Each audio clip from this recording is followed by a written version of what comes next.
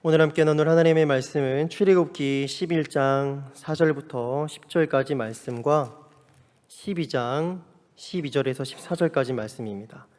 출애굽기 먼저 11장 4절에서 10절까지 말씀 함께 교독하겠습니다.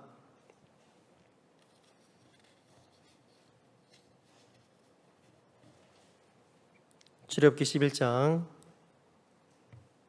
4절에서 10절 교독하겠습니다. 모세가 바로에게 이르되 여호와께서 이와 같이 말씀하시기를 밤중에 내가 애굽 가운데로 들어가리니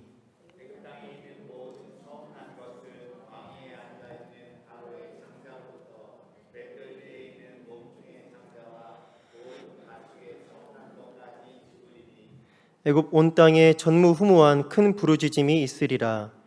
그러나 이스라엘 자손에게는 사람에게나 짐승에게나 개 한 마리도 그 혀를 움직이지 아니하리니 여호와께서 애굽 사람과 이스라엘 사이를 구별하는 줄을 너희가 알리라 하셨나니 왕의 이 모든 신하가 내게 내려와 내게 절하며 이르기를 너와 너를 따르는 온 백성은 나가라 한 후에야 내가 나가리라 하고 심히 노하여 바로에게서 나오니라.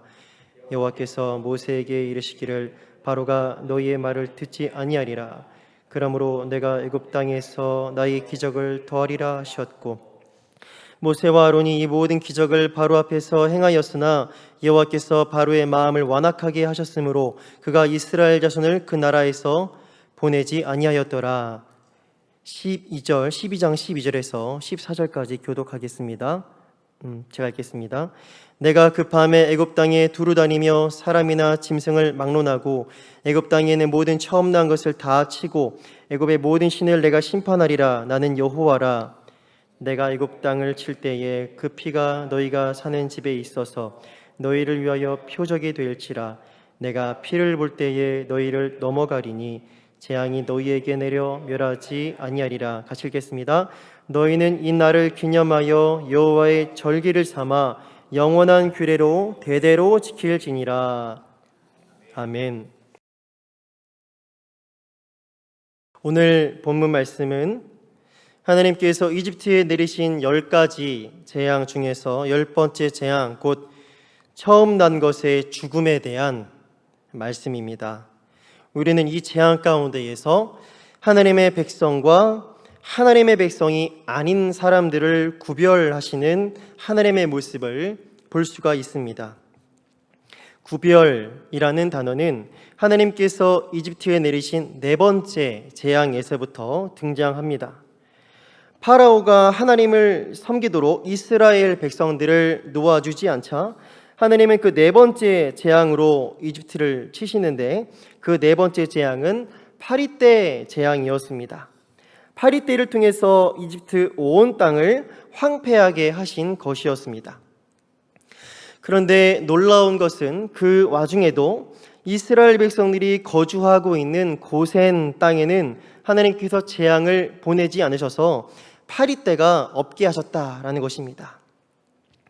이것은 하나님께서 하나님의 백성과 파라오의 백성을 구별하신 사건이었습니다. 제가 출애굽기 8장 22절 23절을 읽도록 하겠습니다. 그날에 나는 내 백성이 거주하는 고센 땅을 구별하여 그곳에는 파리가 없게 하리니 이로 말미암아 이 땅에서 내가 여호와인 줄을 네가 알게 될 것이라. 내가 내 백성과 네 백성 사이를 구별하리니 내일 이 표징이 있으리라. 이어서 5번째 재앙으로 하나님께서 이집트 가축의 돌림병을 보내셨을 때에도 이스라엘의 가축은 단 한 마리도 죽지 않게 하셨습니다. 7번째 우박 재앙으로 이집트 땅을 치실 때에도 이스라엘 자손들이 있는 고센 땅에는 우박이 내리지 않게 하셨고 9번째 재앙으로 캄캄한 흑암이 3일간 이집트의 온 땅을 덮게 하셨을 때에도 온 이스라엘 자손들이 거주하고 있는 그곳에는 어둠 대신에 빛이 있게 하셨습니다. 세상 권세 잡은 파라오의 백성된 사람들에게는 캄캄한 흑암이, 그리고 만왕의 왕 하나님의 백성된 이스라엘에게는 환한 빛이 있게 하신 것이었습니다. 누구에게 속해 있느냐에 따라서 빛과 어두움의 강력한 대비가 임하는 것을 볼 수 있습니다. 하느님은 자기 백성과 자기 백성 아닌 사람들을 명확하게 구별하십니다. 그리고 이어서 하느님께서 마지막 오늘 본문 말씀이죠. 10번째 재앙으로 이집트 땅에 있는 모든 처음 난 것은 왕위에 앉아있는 바로의 장자로부터 맷돌질하는 여종의 장자 그리고 가축의 처음 난 모든 것들까지 다 죽게 하는 죽음의 재앙을 보내십니다. 우리는 본문 12장 12절을 한번 읽겠습니다. 12장 12절입니다. 시작. 다시 읽을게요. 시작. 내가 그 밤에 애굽 땅에 두루 다니며 사람이나 짐승을 막론하고 애굽 땅에 있는 모든 처음 난 것을 다 치고 애굽의 모든 신을 내가 심판하리라. 나는 여호와라. 아멘. 그런데 바로 이 10번째 재앙, 죽음의 재앙 가운데에서 우리는 구별됨의, 계속 구별하는 게 나오잖아요. 구별됨의 클라이맥스를 여기서 볼 수 있습니다. 하느님께서 이집트의 모든 처음 난 것을 전부 다 치는, 죽이는 그 와중에서도 하느님의 백성들에게는 살 길을 열어주셨기 때문입니다. 그러나 이스라엘 자손들에게는 사람에게나 짐승에게나 개 한 마리도 그 혀를 움직이지 아니하리니 여호와께서 애굽 사람과 이스라엘 사이를 구별하는 줄을 너희가 알리라. 11장 7절 말씀입니다. 하나님의 백성과 하나님의 백성 아닌 자들이 구별되는 그 클라이맥스는 바로 생명과 사망의 극적인 대비인 것입니다. 하나님께 속한 자들에게는 생명을 주시고 아무리 그것이 막강한 권력일지라도 세상 권세 잡은 자에게 속한 사람들에게는 사망을 주시는 것입니다. 우리가 누구에게 속해 있느냐에 따라서 빛과 어둠 그리고 생명과 죽음의 극명한 대비가 나타나는 것입니다. 그런데 여기에서 중요한 것은 하나님께서 이집트의 모든 처음 난 것을 죽이실 때에 이스라엘 사람들에게 한 가지 표시를 주셨다는 거예요. 그것은 바로 유월절 어린 양의 피입니다. 하나님께서 이스라엘 사람들로 하여금 흠이 없고 1년 된 수컷 어린 양을 잡아서 그 피를 양을 먹을 집 좌우 문설주와 임방에 바르게 하셨습니다. 그리고 하나님께서 이집트 땅을 죽음의 재앙으로 치실 때에 바로 그 피가 이스라엘을 위한 표적이 되어서 하나님께서 그 피를 보실 때에 그들을 넘어가신다는 것이었습니다. 이스라엘 백성들이 하나님의 말씀에 순종하여서 그들 집 문에 바른 어린 양의 피, 바로 그것이 하나님의 백성과 하나님의 백성 아닌 자들을 가르는 표적이 된 것입니다. 즉 그 유월절 어린 양의 피가 바로 생명과 사망을 가르는 갈림길이 되었다라는 것입니다. 내가 애굽 땅을 칠 때에 그 피가 너희가 사는 집에 있어서 너희를 위하여 표적이 될지라. 내가 피를 볼 때에 너희를 넘어가리니 재앙이 너희에게 내려 멸하지 아니하리라. 그렇다면 이 어린 양의 피가 어떤 의미를 갖길래 사망의 재앙이 그 집에 들어가지 않고 그 집을 그냥 넘어가게 된 것이었을까요? 그것은 바로 그 집에서는 이미 죽음의 일이 행해졌기 때문인 것입니다. 죄 없는 자가 죄 지은 자를 대신하여 죽었기 때문인 것입니다. 생명과 사망을 가르는 표적이 된 이 유월절 어린 양의 피는 곧 예수 그리스도의 피를 예표합니다. 요한복음 1장 29절 말씀입니다. 이튿날 요한이 예수께서 자기에게 나오심을 보고 이르되 보라 세상 죄를 지고 가는 하나님의 어린 양이로다. 이어서 고린도전서 5장 7절 말씀입니다. 우리의 유월절 양 곧 그리스도께서 희생되셨느니라. 바로 예수 그리스도께서 우리를 대신하여 하나님의 어린 양으로 십자가에 달려 희생을 당하셨습니다. 십자가 위에서 모든 물과 피를 다 쏟아주심으로 그 생명을 내어주심으로 죄의 싹을 모두 다 지불하여 주신 것입니다. 그러므로 이제 그 대속의 핏부림을 받은 사람은 그 사망의 재앙으로부터 온전히 구원을 받게 되는 것입니다. 죄에 대한 하나님의 진노에서 온전히 건짐을 받는다는 것입니다. 그리고 그뿐만이 아니라 더 나아가서 죄와 사망 아래에서 종노릇하던 데에서도 건짐을 받게 되어서 이제는 하나님의 의로운 백성으로 참 자유자로 살아가게 된다는 것입니다.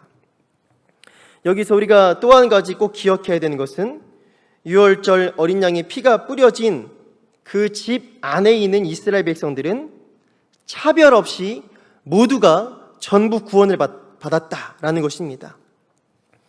거기에는 평소 누가 더 착하고 누가 더 의롭게 살았는지에 구별이 전혀 없었습니다. 그저 어린 양의 피가 뿌려져 있었느냐, 뿌려져 있지 않았느냐 였습니다. 어린 양의 피를 바른 집 그 안에 있었느냐, 그렇지 않느냐의 차이만 있었을 뿐입니다.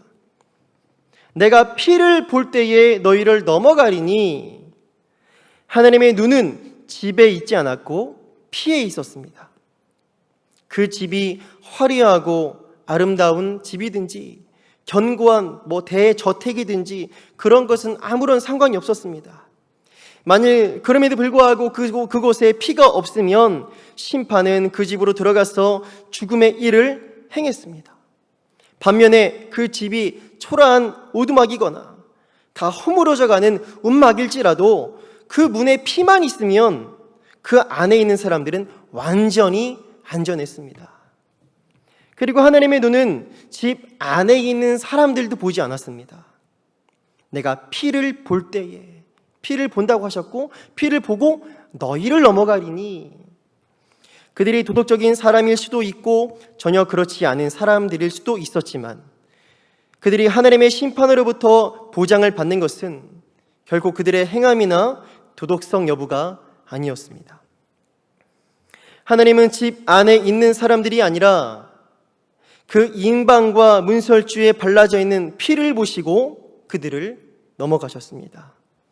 그러므로 구원의 여부는 흘린 피를 그들이 개인적으로 적용하는 것, 오직 그것뿐이었던 것입니다. 이것은 우리에게도 마찬가지입니다.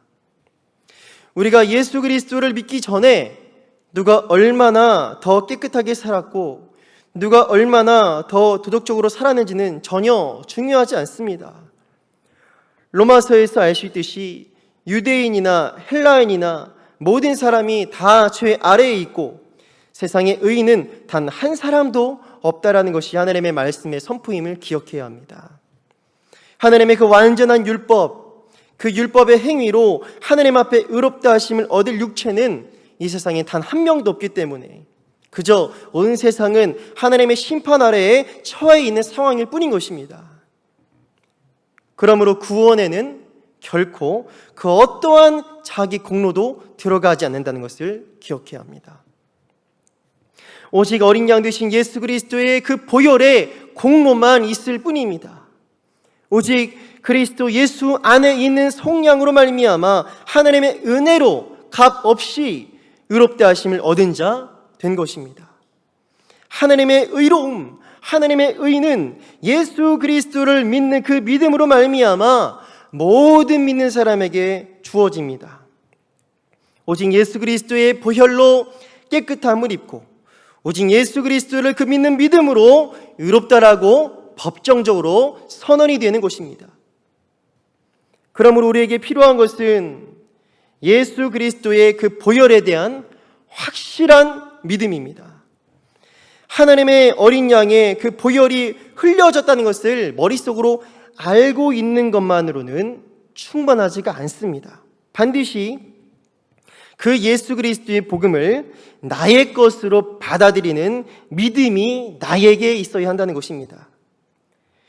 믿음은 예수 그리스도께서 이미 이루어 놓으신 그 대속의 은혜에 연결이 되는, 그 예수님의 보혈의 공로에 연결이 되는 연결고리와 같은 것, 그것이 바로 믿음이다라는 것입니다.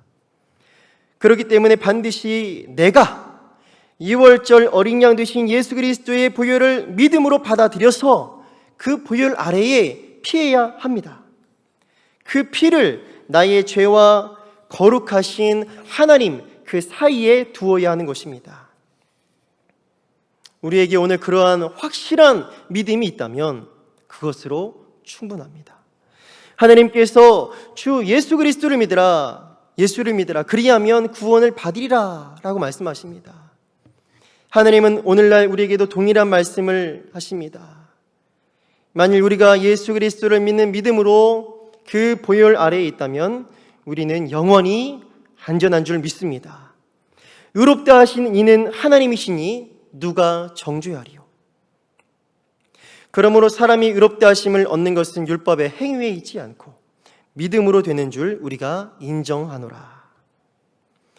하나님의 어린 양 예수 그리스도, 우리의 모든 죄를 대속하기 위해서 십자가에서 모든 물과 피를 쏟으신 예수 그리스도, 장사된 지 3일 만에 다시 부활하셔서 지금도 하나님 우편에 앉아 계신 예수 그리스도, 하나님의 복음을 믿는 모든 백성들 우리 안에서 성령으로 내주하시는 그 예수 그리스도, 그리고 세상 끝날 다시 재림하셔서 당신께 속한 모든 백성을 하나님 나라로 인도해 들이시고 영원히 함께 하실 만왕의 왕 예수 그리스도, 그 이름을 믿으십니까?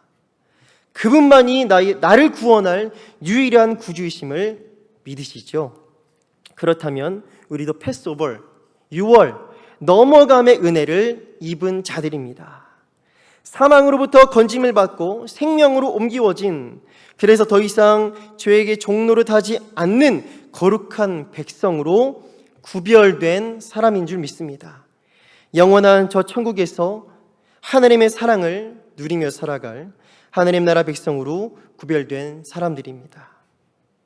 그러므로 오직 6월절 어린 양 되신 예수 그리스도의 복음, 그 보혈의 공로만을 믿음으로 의지하여 살아가는 우리가 되기를 소망합니다. 그 안에서 참된 믿음과 이제 그 믿음으로 말미암는 참된 평강을 누리고, 더 나아가 아직도 그 6월절 어린 양 되신 예수 그리스도를 모르는 수많은 사람들에게 그 생명의 복음, 예수 그리스도의 복음을 담대히 전하며 나아가는 우리 행복한 교회와 성도님들 한 사람 한 사람 되시기를 간절히 소망하며 축복합니다.